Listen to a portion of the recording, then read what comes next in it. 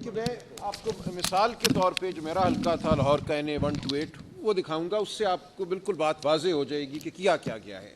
اگر ورک صاحب آپ کو چلا دیں جو میں نے آپ کو بھیجی تھی سلائیڈز، آسان ڈسپلے کرتا ہے وہ اس پہ اگر آ جائیں.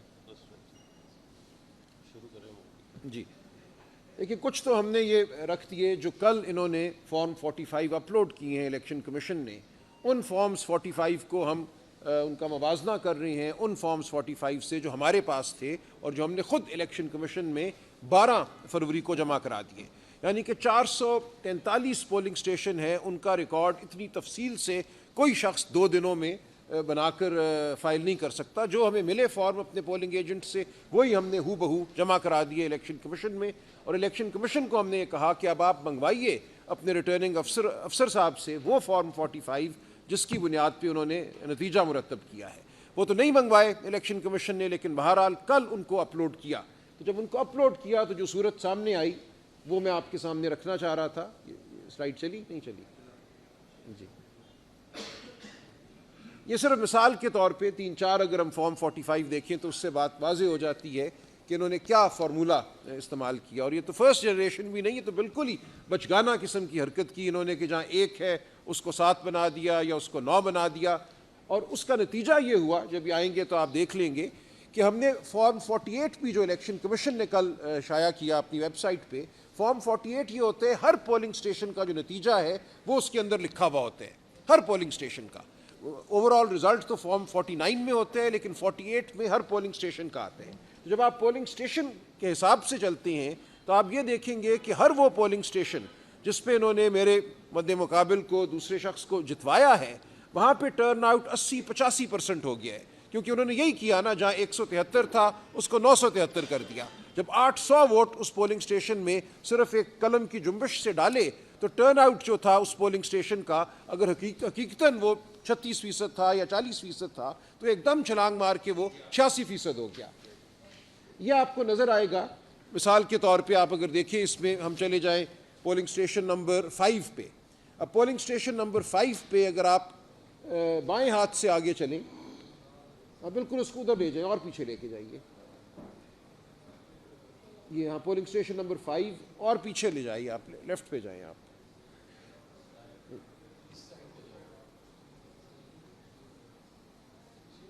ایک منٹ، یہ آپ کچھ اور کر رہی ہیں، چلیے اس کو چھوڑ دیں، یہ کوئی اور چیز ہے وہ نہیں ہے. لیکن پولنگ سٹیشن نمبر 5 جو ہے مثال کے طور پہ آپ کے سامنے ہے، اس کا جو حقیقتاً ٹرن آؤٹ ہے ہمارے پاس ان فارم 45 میں جو ہم نے فائل کیے الیکشن کمیشن میں وہ تھا 38%. اس میں میرے ووٹ تھے 357، دوسرے شخص کے ووٹ تھے 123.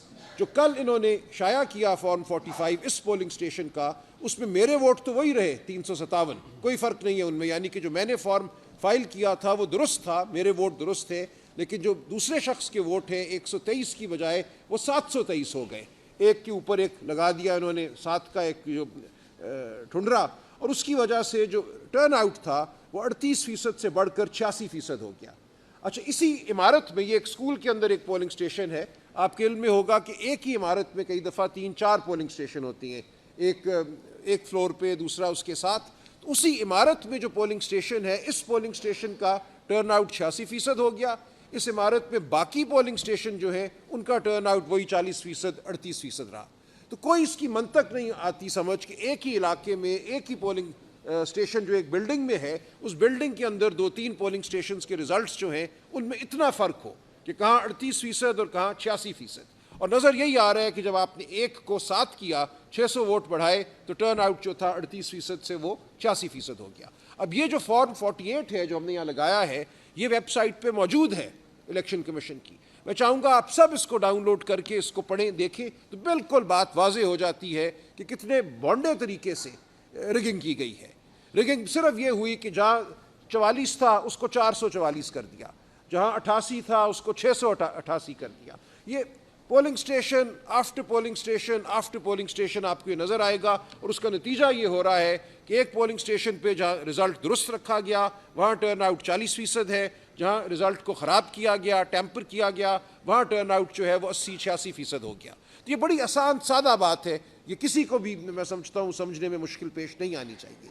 اور جو کل رزلٹ شائع کیا ہے الیکشن کمیشن نے، یہ میں سمجھتا ہوں پاکستان کی تاریخ کا ایک بہت ہی اہم لمحہ ہے۔ پہلی بار ہم پورے وثوق سے، پوری قوم جو ہے وہ دھاندلی کو اپنی آنکھوں سے دیکھ سکتی ہے۔ اب جو بھی ہوگا ٹرائیبیونل ہم جائیں گے، وہاں پہ 2 ٹرائیبیونل پورے پنجاب کے لیے بنائے ہیں، جہاں 300 صوبائی نشستیں ہیں، 140 قومی اسمبلی کی نشستیں ہیں، تو ظاہر ہے کہ 2 جج صاحبان جو ہیں وہ تو 20 سال ان مقدمات کا فیصلہ نہیں کر سکیں گے۔ ہماری استدعا ہوگی، ہم ڈیمانڈ کریں گے کہ نمبر آف الیکشن ٹرائیبیونلز میں اضافہ کیا جائے ہر جگہ، اور خاص طور سے پنجاب جو کہ ایک بہت ہی بڑا صوبہ ہے۔ لیکن اس کے ساتھ ساتھ ہم چاہیں گے کہ عوام خود اپنی آنکھوں سے دیکھیں کہ ان کے مینڈیٹ کے ساتھ، ان کے ووٹ کے ساتھ 8 اور 9 فروری کی رات کیا ہوا۔ 8 فروری جب پولنگ ختم ہوتی ہے تو ہمیں فارم 45 مل جاتے ہیں، اور یہ الیکشن اس حوالے سے بھی بالکل منفرد تھا کہ اس بار پہلی دفعہ ہم نے اپنے پولنگ ایجنٹس کو بہت تربیت دی تھی کہ فارم 45 لے کر آنا ہے۔